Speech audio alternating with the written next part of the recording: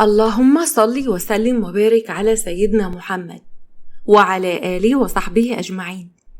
يا مساء الخير على أجمل متابعين في الدنيا كلها، وحشتوني جدا جدا جدا.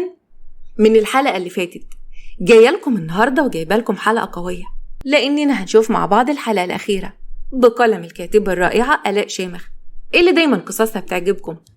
أحداث حلقتنا النهاردة ممتعة، علشان كده كملوا معانا الحلقة للآخر، ويا ريت كمان تكتبوا لنا آرائكم في التعليقات، وما تنسوش تفعلوا جرس الإشعارات علشان توصلكم كل يوم إشعارات بالحلقات الجديدة اللي بتنزل على كل قنوات حكايات هايدي. وقبل ما نبدأ أتمنى منكم تدعوا لوالدتي بالرحمة وبالمغفرة، وإن يجعل مأواها الجنة إن شاء الله. يلا بينا نبدأ. وقفنا في الحلقة اللي فاتت لما زهرة كانت قاعدة في الأوضة بعد وفاة جوزها، ودخلت عليها هناء وأحمد ابنها وياسمين. نظراتهم كلها كانت غريبة، كانت قاعدة وخافت منهم جدا. زهرة بصت لهم، ايه في ايه مالكم بصلي كده؟ هناء قربت منها، شوف يا بنتي دلوقتي الوضع بقى مختلف، احنا عايزين نعرف انت موقفك ايه بالظبط؟ يعني ايه؟ انا مش فاهمة حاجة. هتعيشي معانا ولا هترجعي لأهلك؟ بصراحة احنا مش عايزينك تمشي. احمد بصلها، انت لسه صغيرة، يعني من حقك ان انت تتجوزي، لو انت مش عايزة تقعدي معانا ممكن تمشي. لا، في حاجة لازم تعرفوها، انا حامل. كلهم اتصدموا وبصوا لبعض، ما كانوش مصدقين. هناء قربت منها، وانت ليه ما قلتيش من بدري انك حامل؟ والله العظيم انا يا دوبك كنت لسه عارفة، وكنت ناوية اقول لكم في نفس اليوم اللي المرحوم اتوفى فيه، ما كانش قصدي ان اخبي عليكم ابدا. هند بصت لها بغل، شوف البيت اللي ما هدتش الا لما حملت. انا عايزه افهم، لما انت ما عندكيش دم خالص كده، واحده غيرك كانت شغلت عقلها وخافت ان هي تخلف بعد اللي عملناه معاكي. ما كنتش اقصد ان احمل خالص، بس هدي بقى حاجه بتاعت ربنا. هناء قربت من بنتها هند، خلاص يا هند ملوش لزوم الكلام ده دلوقتي، اللي حصل حصل. هو زهرة محتاجه تستريح لانها في شهور الحمل الاولى، خصوصا بقى ان ده اول حمل. نعم يا ست ماما، انت بتقولي ايه؟ هو انت هتخلي البنت دي هنا وكمان تريحيها؟ البنت دي لو فضلت هنا تبقى هتخدم الناس اللي موجودين في البيت، تبقى خدامة مش تبقى هانم. ياسمين اتكلمت وهي فرحانة، انا ما عنديش مشكلة ان انا اساعد زهرة في كل حاجة، زهرة يا ما كانت بتساعدني، وبصراحة انا بحب زهرة قوي. احمد كمان ضحك، وانا كمان هساعد زهرة باللي هقدر عليه، ولو احتجت اي حاجة ليك او للبيبي هجيبها لك على طول. بالنسبة بقى لمتابعة الحمل، انا يا ست اللي هاجي معاك عند الدكتور. هند بصت لاخواتها الاتنين وبرقت، وكانت مصدومة جدا. ايه ده انتوا بتقولوا لها ايه بالظبط؟ انتوا مجانين؟ والله العظيم بكرة هتندموا. وسابتهم هند وخرجت من الأوضة، وهناء طبطبت على زهرة. اما في بيت سوريا كانت قاعدة وماسكة التليفون بتاعها، دخلت عليها ندى بنتها. بقولك ايه يا ست ماما، في حاجة كده حصلت وعايزة أقولك عليها. خير يا ست ندى، تكونيش جايبة مصيبة انت كمان؟ لا يا ماما، أنا جايبالك خبر هيفرحك قوي، في واحد كده عاوز يتقدم لي. سوريا سابت الموبايل وبصت لها، بتهزري؟ مين ده اللي عاوز يتقدم لك؟ ما تعرفيني كل حاجة واحكيلي. بص بقى يا ست ماما، هو عنده 23 سنة واسمه ياسين، وبيشتغل مع وردو في الورشة بتاعته. أبوه عنده ورشة ميكانيكا كبيرة قوي، وظروفهم المادية كويسة. هو بقى اللي ماسك الحسابات بتاعت والده، وعلى فكرة له مستقبل كويس، وعنده عربية فخمة. بعد ما أبوه ما يموت كل حاجة هتبقى بتاعته هو، أصل هو الواد الوحيد. ليه يا أختي؟ هو الشاب ده ما عندوش إخوات؟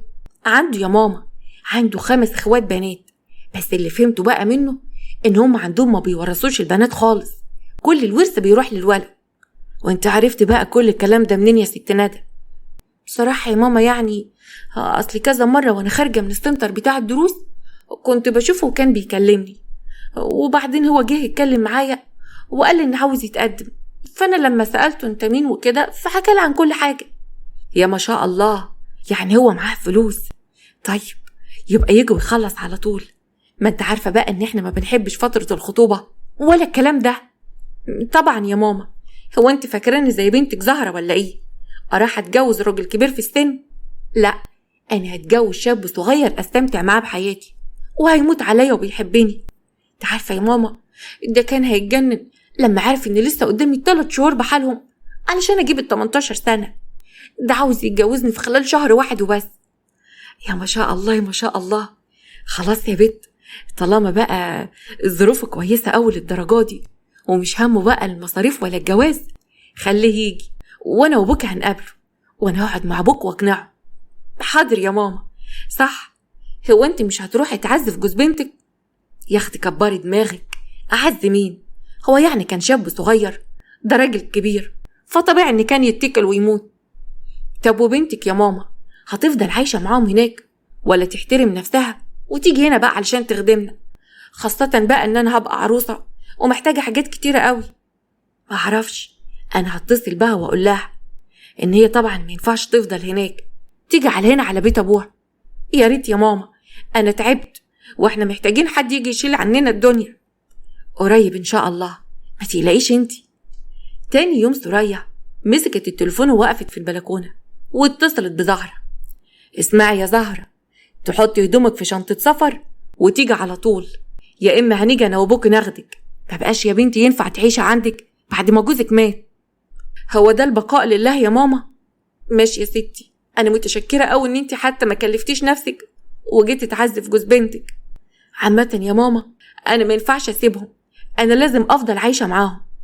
هو ايه اللي ما ينفعش يا بنت؟ جوزك مات وبقيت ارملة، يبقى ترجعي على بيت ابوكي. مش كفايه ان انت مضيتي عن تنازل عن كل حاجه يا خايبه؟ يا رب بس يكون معاكي شويه دهب. ماما انا طلعت حامل. سوريا اتصدمت وما كانتش مصدقه وما كانتش عامله حساب للموقف ده.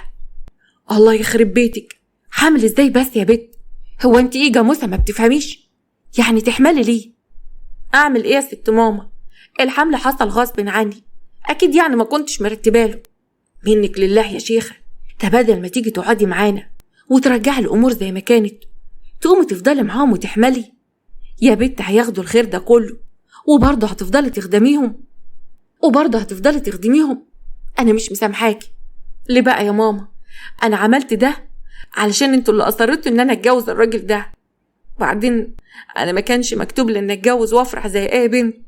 انتوا اللي اصرتوا تجوزوني واحد كبير كنتوا طمعانين في فلوسه. يا اختي وهي دي كانت جوازه؟ دي كانت جنازه. ده انا كنت معتقده ان هيسيب لك شيء وشويات. يا بنتي ده انت ما بقالكيش كام شهر وفي الاخر تحملي؟ ما عملتيش حسابك ليه؟ يا ماما انا عملت اللي قلت لي عليه، لكن دي اراده ربنا. قفلي بقى الكلام في الموضوع ده، اصل انا تعبانه. فضلت سوريا تتخانق مع بنتها وتشتمها، كانت متعصبه قوي، خاصه لما عرفت ان هي مش هتورث، لا وكمان هتفضل تخدم اهل جوزها. وبعد يومين هند روحت على بيت حماتها، دخلت شقتها ولقت حماتها قاعده وحاطه رجل على رجل. الحمد لله على السلامه يا مرات ابني. الله يسلمك يا طنط غاده، معلش كنت عايزه اجي اعزيكي في ابوكي، بس اصل انا كنت تعبانه اليومين اللي فاتوا، وكده كده احنا عملنا الواجب لما سيبناكي تقعدي عند اهلك ايام العزا. كتر خيرك يا طنط، عملت اللي عليكي. اسمعي، تغيري هدومك وتنزلي الشقه اللي تحت، اصلها محتاجه تتنظف، شكلها وحش قوي. طب سيبينا استريح النهارده.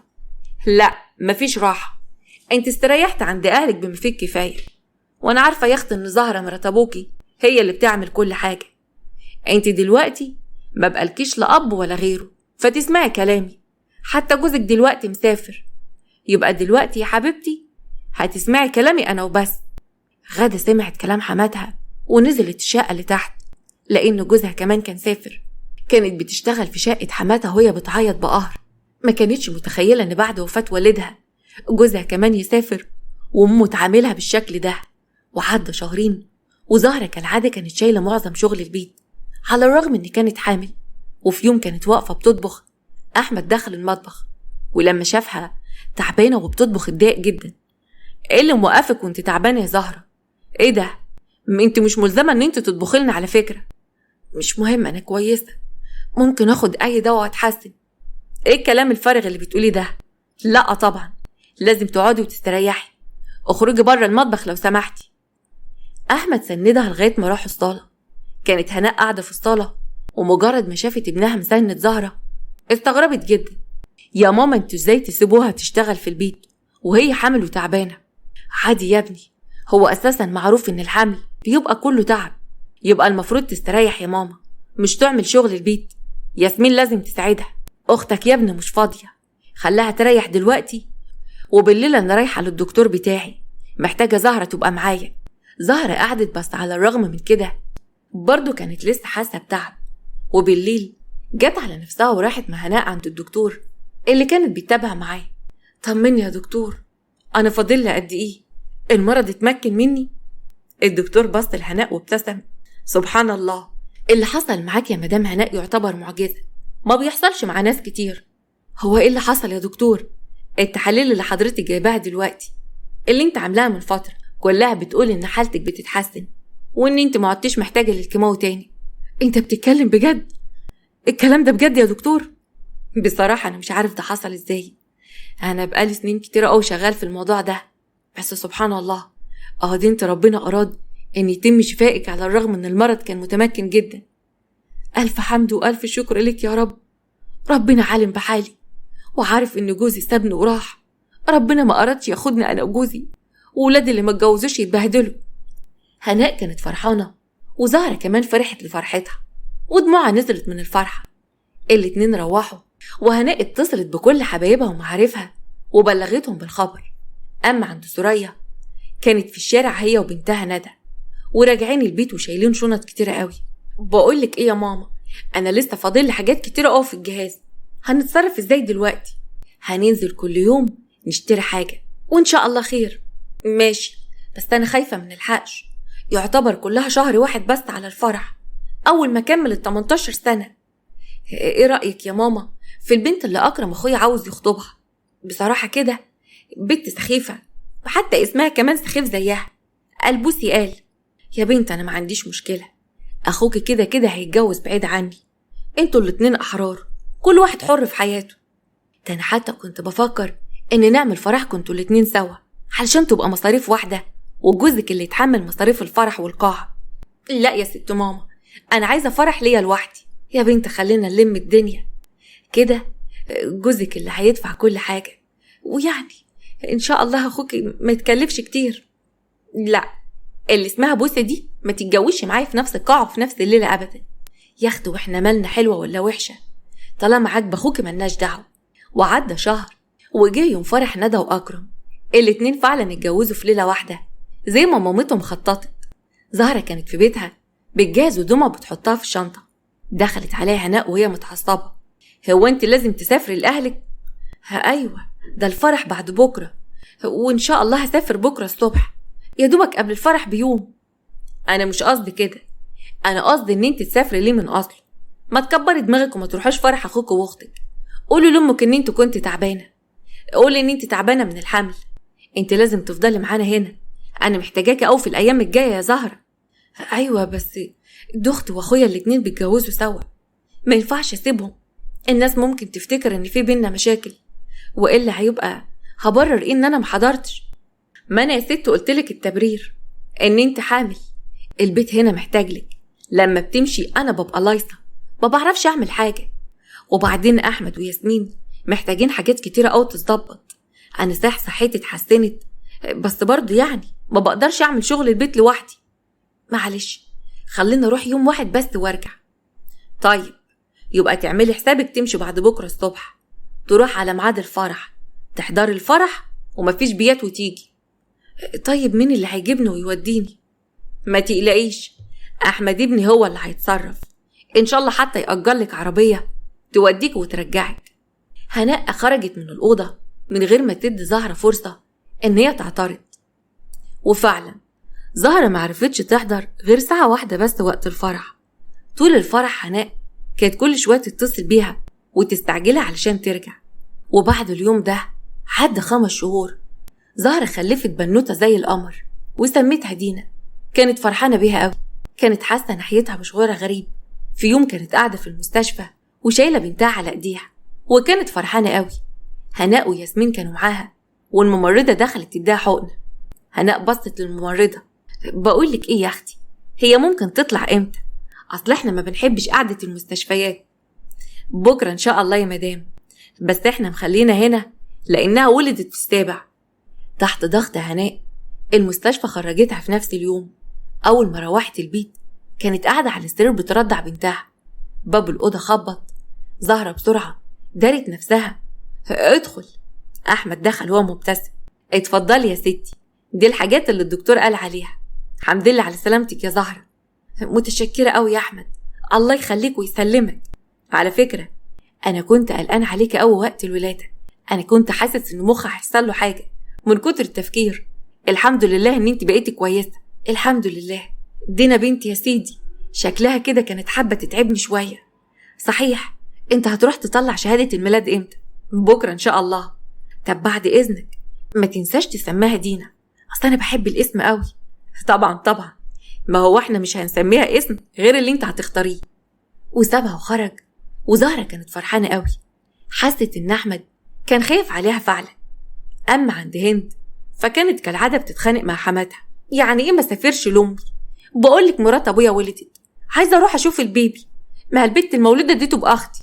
اسمعي يا بنت انت امانة عندي طول ما جوزك مسافر. لما اتصلت بيه امبارح قال لي ان انت ما تتحركيش من هنا، تلاقيك انت اللي قلت له ما يخرجنيش او ان انا اروح لبيت اهلي. انتوا حطي بالوقت بتشد عليا من ساعة ابويا ما مات، حسيتي نفسك ان مفيش حد هيقف قصادك. والله ده اللي عندي، يا تسمعي الكلام غصب عنك يا اما بقى لو رحتي بيت اهلك مش هترجعي، وهخلي ابني يرمي عليك يمين الطلاق. يلا يا بنت روحي اعملي الاكل وضبي البيت بلا وجع دماغ. هندي كانت حاسه بقهر وعجز قدام حماتها وراحت تشتغل. هندي القوية اللي ما كانش حد قادر عليها. جه يوم ودقت من نفس الكاس. أما عند زهرة في يوم كانت نايمة ودخلت هناء الأوضة. زهرة قومي يلا يا زهرة، قومي بسرعة علشان تعملي الفطار. صباح الخير، بس أنا تعبانة قوي، مش قادرة أقف، الجرح بتاع الولادة تعبني. طب استني بس عليا كام يوم. ومين اللي هيعمل الفطار؟ ياسمين مش فاضية وأنا تعبانة. يلا يلا البسي أي حاجة وقومي اعملي لنا الفطار. زهرة على الرغم ان كانت تعبانة اتسندت على نفسها ودخلت المطبخ. فضلت الايام تمر واحمد كان بدأ يقرب من زهرة ويهتم بيها، وده بقى لفت نظر هناء بطريقة غريبة. وفي يوم كانوا قاعدين كلهم بيتفرجوا على التلفزيون. احمد دخل البيت وشال في ايديه كيس مليان حلويات ووزعها عليهم، وقرب من زهرة وفي ايديه شوكولاتيه كبيرة قوي. اتفضلي يا زهرة، انا عارف ان انت بتحب النوع ده. متشكرة قوي، ربنا يخليك، تعبت نفسك ليه؟ ده النوع ده من الشوكولاتة غالي قوي. مفيش اي تعب ولا في حاجة تغلى عليكي، انت اللي تعبانة معانا وطول الوقت واقفة في المطبخ. هناء بصت لابنها. ما تبقاش تجيب حاجة تانية يا احمد وانت جاي، وفر فلوسك، لازم يا حبيبي تبتدي تحوش وتظبط نفسك وتوضب شقتك. انا خلاص قررت اجوزك قريب ان شاء الله يا ماما. انا بكرة ان شاء الله واحد صاحبي هيجي يتغدى معانا هنا، يا ريت تعملوا حسابكم. اللي بتعمل الاكل قدامك اهي، قول لها معلش يا زهرة هتعبك معايا. ابدا تعبك راحة، انت تؤمر، هعمل لكم احسن غدا. تاني يوم زهرة فضلت واقفة في المطبخ فترة طويلة وعملت اكل كتير قوي لاحمد ولصاحبه. وفي نص اليوم احمد جه ومعاه شاب، دخلوا هما الاتنين على اوضة السفرة. زهرة كانت لسه بتقدم بعض الاطباق، صاحبه هو قاعد على السفرة. لما شاف زهرة برق جدا، اصلها كانت زي القمر. ايه يا احمد، مين البنت الحلوة دي؟ انت ازاي ما تقوليش ان انتوا عندكوا حاجة حلوة كده؟ احمد بصله بضيق. انت قصدك ايه بقى؟ الله، البنت اللي زي القمر دي جامدة قوي، هي دي قريبتكم ولا ايه؟ هي ايه نظامها؟ احمد اتعصب جدا على صاحبه وحس بغيرة رهيبة، ما كانش عارف هو ازاي غيران عليها، لدرجة ان اتخانق مع صاحبه وطرده بره البيت من غير ما يتغدى. ومع الصوت العالي خرجت هناء من الأوضة وشافت المنظر، وزهرة كمان كانت واقفة ومستغربة الخناقة اللي حصلت. زهرة قربت منه. في ايه يا أحمد؟ اتخانقت مع صاحبك ليه؟ ده حتى في بيتك وعيب كده. بعد إذنكم محدش ليه دعوة. وانت يا ست زهرة تاني مرة لما يجيلنا ضيوف ما تبقيش تقدمي حاجة بنفسك، ابقي يا ست ناديله وانا هاجي اخد الحاجة من المطبخ. زهرة اتضايقت جدا من تحكماته وطريقة كلامه ومعرفتش ترد عليه ومشيت ودخلت أوضتها. أما هناء كانت متعصبة وفهمت إن ابنها غيران على مرات أبوه. أحمد شوية وتيجي عنده الأوضة، عايزاك في موضوع مهم. وبعد شوية أحمد دخل أوضة والدته اللي كانت قاعدة على السرير وراح قعد قدامها. كان متوتر جدا وهي كانت متعصبة. مالك يا ماما؟ انت متعصبة ليه؟ هناء وقفت قدامه وشاورت بايديها واتكلمت بعصبية. اسمع، انا فاهمة كويس قوي اللي انت بتعمله، ولازم افهمك ان اللي انت بتفكر فيه حرام وما ينفعش لو انت يعني نسيت شرع ربنا. مش فاهم حاجة يا ماما، هو حضرتك بتتكلمي عن ايه بالظبط؟ ما تعملش فيها عبيط، انت ابني وانا حافظاك كويس قوي، وعارفة ان اللي انت بتعمله ده، وعارفة مشاعرك.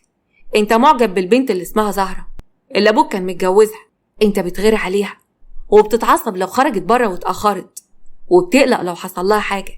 هو انا واخدة بالي ومطنشة. لا يا ماما، هي ايه الكلام اللي انت بتقوليه ده؟ هو بس يعني علشان هي عايشة وسطنا وبتخدمنا وبنت طيبة، فبعملها كأنها أخت من إخواتي. لا، انت مش بتعملها كأنها أخت من إخواتك. أنا عارفة كويس أوي نظرة الراجل للست، انت بتحبها حب راجل لست، وده حرام وعمره ما هينفع. البنت دي كانت مرات أبوك، يعني محرمة عليك ليوم الدين، وممكن تشوف شيخ وتسأله. أحمد اتوتر لأنه فعلا كان متناسي الحقيقة وما كانش قادر يواجهها. عمره ما فكر في الوضع ده، وحس فعلا إن مشاعره بتتحرك ناحية زهرة وإن بيغير عليها. ما كانش عارف يرد على والدته اللي كانت بصله وفهماه كويس قوي. اسمع، الأسبوع اللي جاي هنروح نخطب أروى بنت صاحبتي وهتتجوزها. انت بتهزري يا ماما؟ جواز ايه ولسه شقتي ما اتظبطتش؟ مش مهم، اتجوز في شقة إيجار، اعمل أي حاجة، تتجوز وتبعد عن البيت، وشقتك يا سيدي بقى جهزها، يا إما بقى البنت دي هرميها في الشارع هي وبنتها اللي لسه مولودة. حرام عليك يا ماما تطرديها ليه؟ زهرة غلبانة وما عملتش حاجة من ساعة ما دخلت البيت وهي بتخدم الكل وبتساعد الصغير قبل الكبير، ما تظلمهاش. وبعدين انت نسيتي وقت مرضك مين اللي كان بيخدمك؟ دلوقتي لما بقيتي كويسة نسيتي كل حاجة؟ يبقى تسمع كلامي، تخرج بره البيت وتريحني، وهتخطب في أسرع وقت. ماشي يا ماما، طالما ده اللي حضرتك عايزاها أخطب.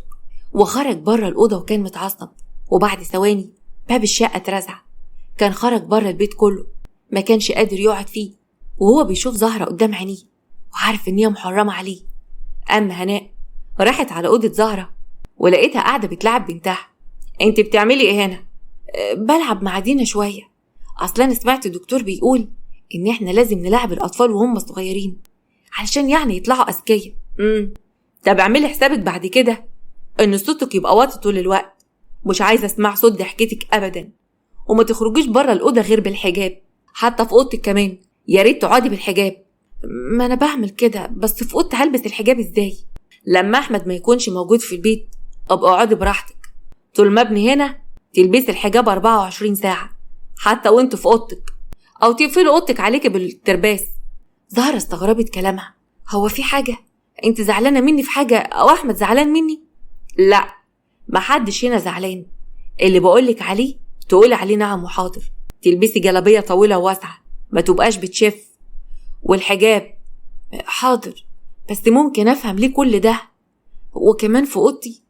طب انا في اوضتي هقفل عليا ليه بس اقعد متكتفه؟ هو ده اللي عندي وده اللي هيمشي وده اللي هيتنفذ. لا تكوني فاكره يعني ان علشان كنت تعبانه ان انا واحده هبله وعبيطه ومش واخده بالي من اللي بيحصل في بيتي. كل حاجه هتمشي هنا زي ما انا عاوزه، البيت ده يبقى بيتي انا وانا اللي ست البيت. زهرة اتضايقت جدا من طريقه كلام هناء، ما كانتش متخيله ان يجي يوم وتكلمها بالطريقه دي، على الرغم ان هناء بتظلمها وبتيجي عليها، لكن برضه كانت بتقول حاضر ونعم. اما عند ندى كانت قاعده كالعاده ماسكه التليفون على السوشيال ميديا، كانت قاعده في شقتها بتشرب النسكافيه ولا على بالها جوزها. دخل عليها سيد جوزها. ندى اغرفي لي الاكل بسرعه، انا جعان. ماشي. وقامت ندى وحطت اكل بسيط على السفره بعد 10 دقايق. لما السيد قعد على السفره، ايه اللي انا شايفه قدامي ده؟ زي ما انت شايف جبن وعامله لك بيض مقلي كمان وبطاطس اهي، نعمه من ربنا. يا ست نعمه ما قلناش حاجه، بس ده مش اكل غدا، ده ممكن يبقى على الفطار او العشاء. يا حبيبتي على الغدا لازم يبقى فيه بروتين، انا واحد شقيان وبشتغل طول النهار. وايه المشكله يا سيد؟ ما انت عارف اني ما بحبش اطبخ وماليش في وقفه المطبخ خالص، بصراحه بتتعبني. ما قلتلك قبل كده اتعلمي الطبيخ، وبعدين انا ما عنديش مشكله اكل الاكل بايت، يا ست اطبخي كل اكل يومين مع بعض، بس المهم إن أجي من الشغل ألاقي لقمة كويسة. أنا بتعب، حرام عليكي. أنت بتكلمني كده ليه؟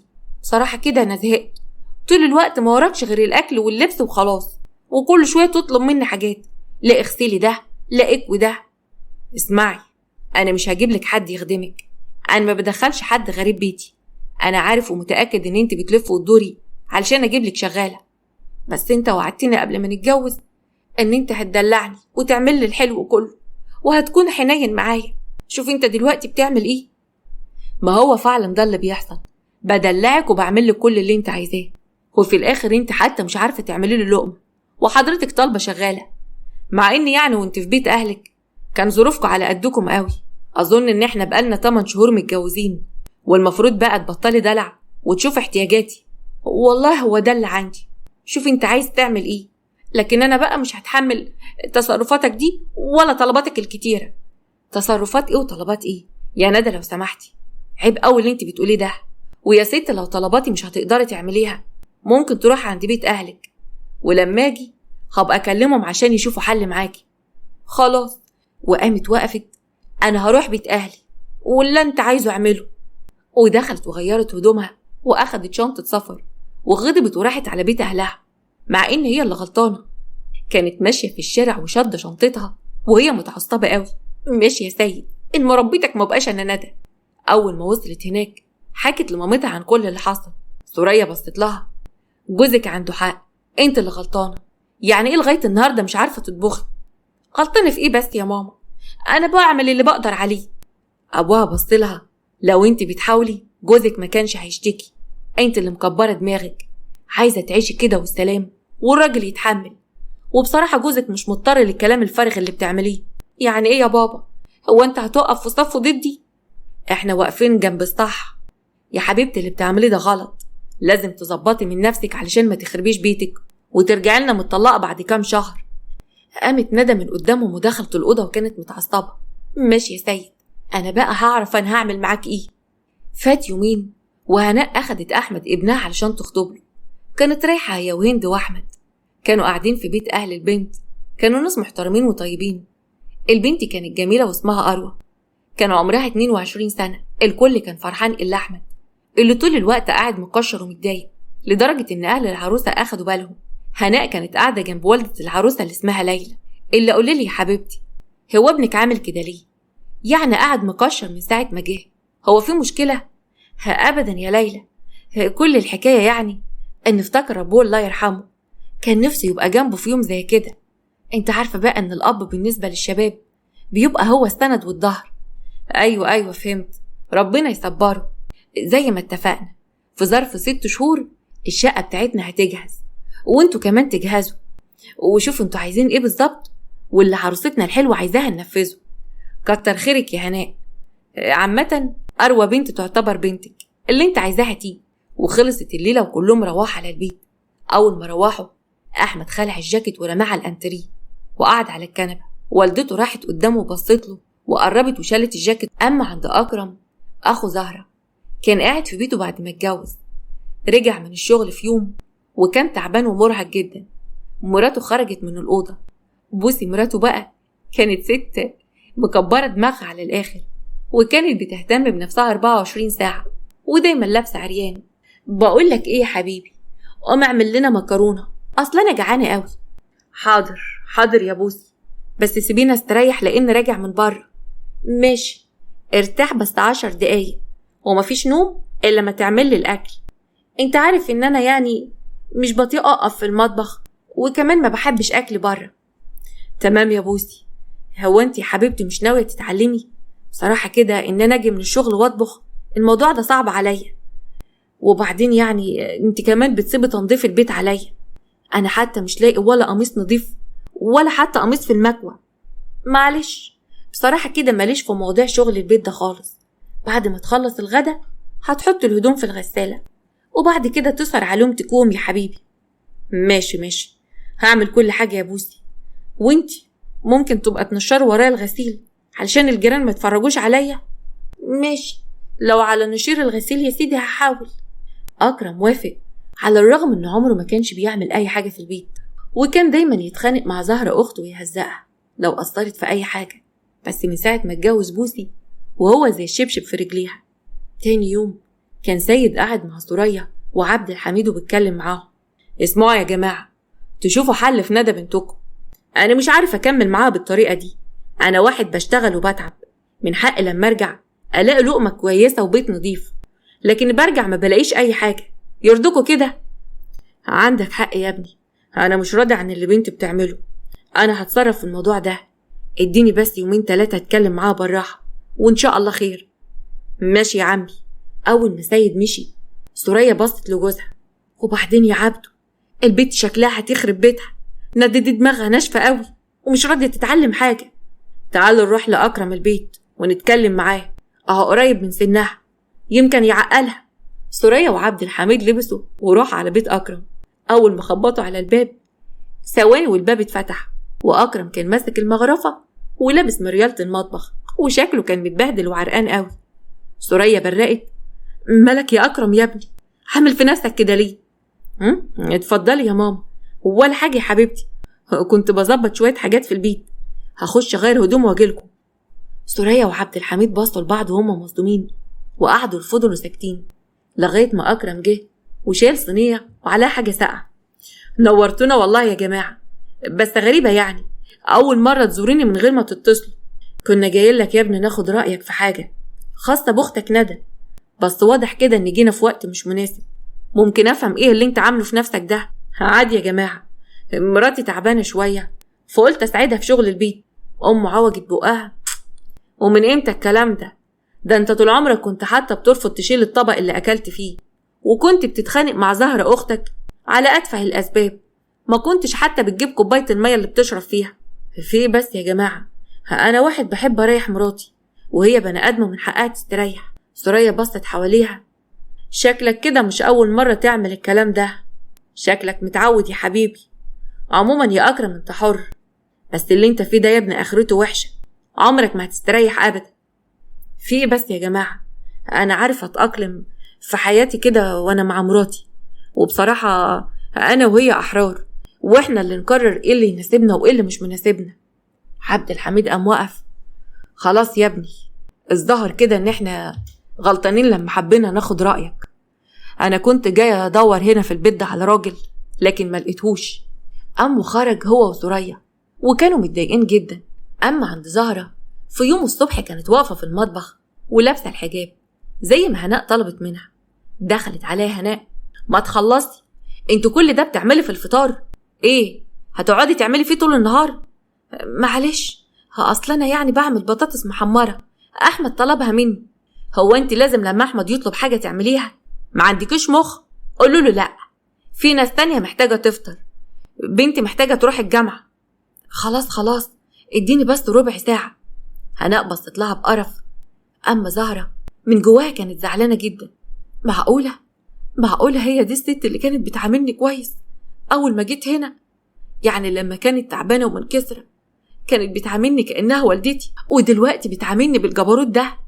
فضلت تحضر الفطار وهي متوترة بسبب كلام هناء وصوتها العالي. وبعد شوية كلهم قعدوا علشان يفطروا. زهرة وهي بتفطر: أنا محتاجة أودي دينا للدكتور، ده ميعاد الكشف بتاعها. أحمد رد بسرعة: طيب كويس، أنا هاخدكم وأوديكم في طريقي وأنا رايح الشغل. الميعاد إمتى؟ هنا هناء اتدخلت: وإنت مالك إنت؟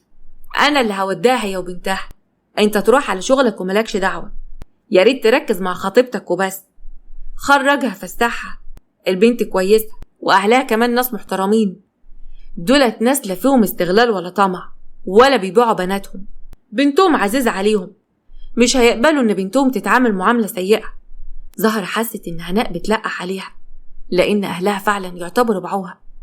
اما عند سوريا فضلت هي وجوزها يحاولوا يقنعوا في بنتهم ان هي تعمل شغل البيت وترجع لجوزها سيد، لكن ندى ما كانتش موافقة ابدا وكانت بتنفذ خطة.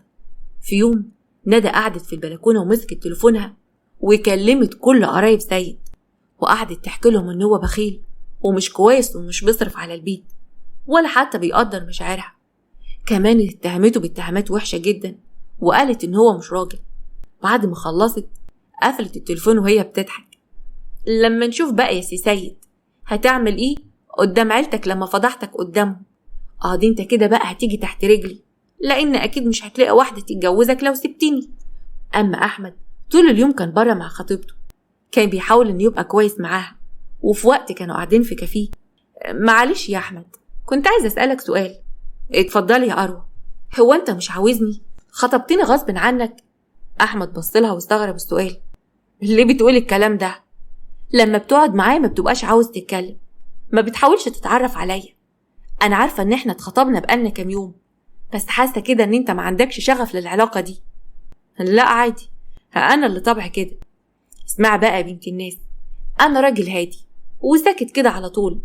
الشغل بقى التعبير عن المشاعر والجو ده ودلعني وخرجني، ما تنتظريش مني الكلام ده خالص. يعني ولا خروج ولا مناسبات، يعني هصرف على البيت وعاملك كويس، غير كده بقى ما تطلبيش مني. أروى قامت وقفت. على أساس إيه؟ على أساس إن أنا يعني مش لاقي عريس وإن أنت واحد لقطة بالنسبة لي؟ لا يا أستاذ، أنا لا منتظر منك لا فلوس ولا معاملة كويسة. أنا قاعدة في بيت أهلي بتعامل أحسن معاملة، والفلوس اللي أنا عايزاها باخدها. أنا متأسفة قوي، أنا مش هكمل في الخطوبة دي. أحمد وقف قصادها. أحسن برضو، يلا علشان أوصلك، أنا غلطان إن خرجت معاكي. لا أنت مش هتوصلني، أنا همشي لوحدي وهكلم بابي وأعرفه كل حاجة علشان يا أستاذ تيجي تاخد الخاتم الهدية بتاعك.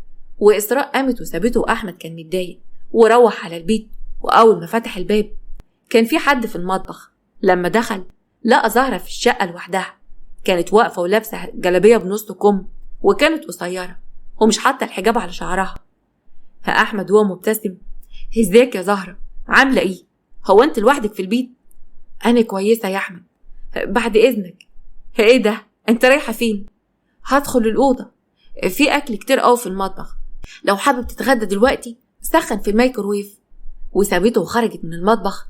واحمد خرج وراها بسرعة، وقفها في الصالة. استني هنا، هو انت يعني بتعامليني كده ليه؟ هو انا صدر مني اي حاجة ضايقتك؟ لا خالص، ربنا يعلم ان انت بني ادم كويس ومحترم. امال ايه بقى؟ ليه بتتهربي مني كده؟ وليه بتعامليني بالبرود ده؟ فجأة مسك ايديها وبص في عينيها، كان باين في عينيه اعجاب كبير قوي من ناحيتها. باب الشقة اتفتح ودخلت هناء ومعاها ياسمين، واول ما شافت المنظر اتجننت. في الوقت ده زهرة كانت واقفة وحاطة وشها في الارض، واحمد كان ماسك ايدها وبصص لها. هناء دخلت بسرعة. ايه ده ايه اللي بيحصل ده؟ انتوا واقفين كده ليه؟ احمد بسرعة بعد وكان متوتر. ابدا يا ماما، انا بس كنت بطلب من زهرة ان هي تحط لي الاكل. بتطلب منها وانت ماسك ايديها؟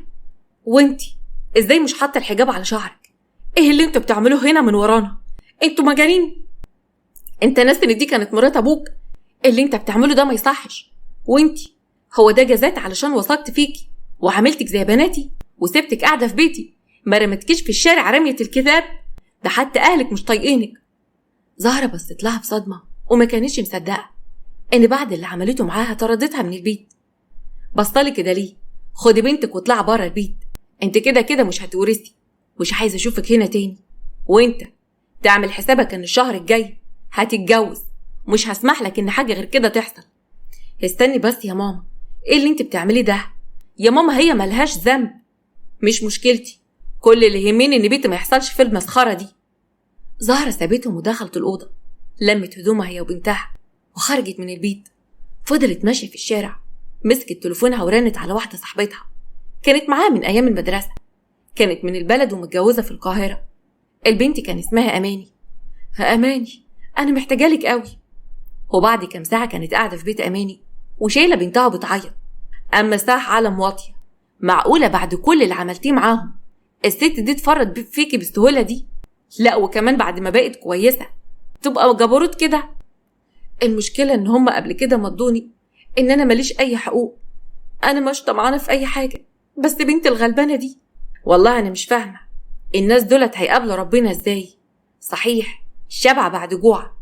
عامة ما تزعليش نفسك، انا بيتي هو بيتك، اقعدي فيه زي ما انت عايزة. طب وجوزك هيقول ايه؟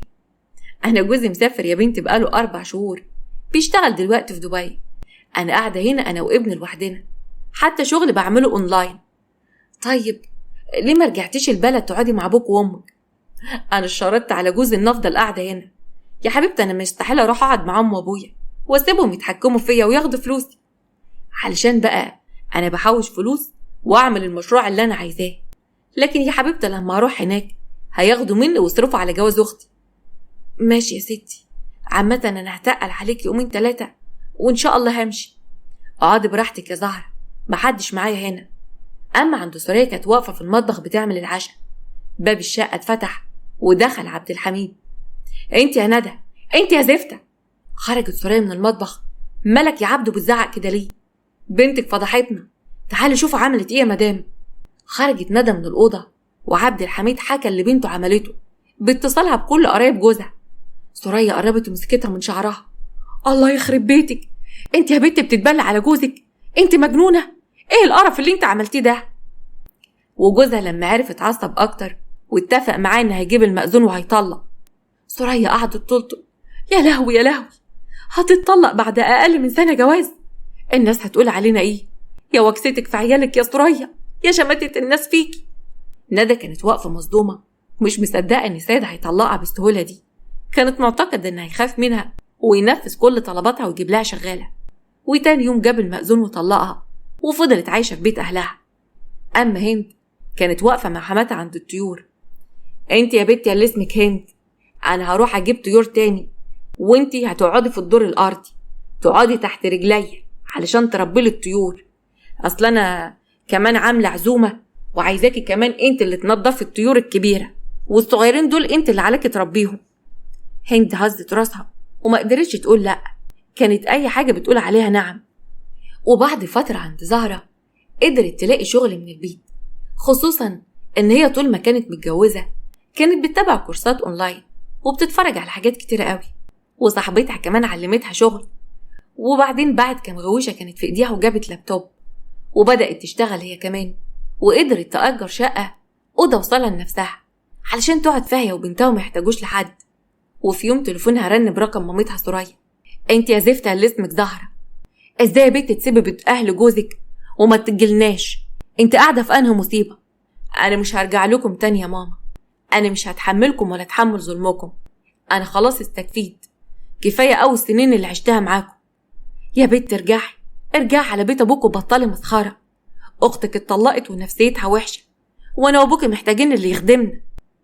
مش هعمل كده ومش هرجع ومش هخدمكم، كفاية اوي سيبوني في حالي، انا يدوبك عليا اشتغل واقضي حياتي ببنتي. انتوا استنزفتوني بما فيه الكفاية، انا حياتي البنت وبس، هشقى واشتغل علشانها علشان اريحها، مش هعمل فيها زي ما عملتوا فيا.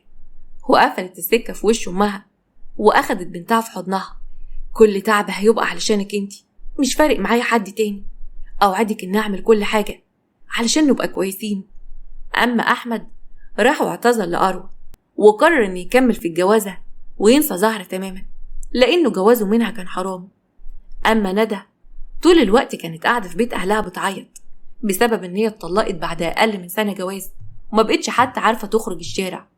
كل الناس كانوا بيقولوا عليها فاشلة، حتى كمان ما كانش بيجيلها عرسان. واهلها قرروا ان هي ما تكملش دراستها. امها طول الوقت كانت بتتخانق معاها وكانت بتشغلها في البيت زي ما كانت بتعمل في زهرة بالظبط علشان تخليها ست بيت، لانها عرفت ان الدلع ضيعها. اما بقى اكرم اخوها فكان زي العجينة في ايد مراته، كانت بتشكله زي ما هي عايزة. اكرم ليل ونهار كان بيشتغل بره وجوه البيت، ومراته كانت هانم، وده جزاته بقى على اللي كان بيعمله في زهرة. ودي كانت نهاية قصة النهاردة. وزهرة حقها رجع من كل الناس اللي ظلموها، حتى هناء طول الوقت كانت قاعدة حزينة لأنها كانت حاسة إن هي ظلمتها، ودايما كانت بتفتكرها بالخير، لكن ما كانتش قادرة ترجعها بيتها لأن أحمد فعلا كان حبها، وده بقى اللي اسمه الحب الحرام. أتمنى إن قصتنا تكون عجبتكم، وما تنسوش تعملوا لايك للفيديو واشتراك في القناة. أشوفكم بكرة على خير في قصة جديدة إن شاء الله.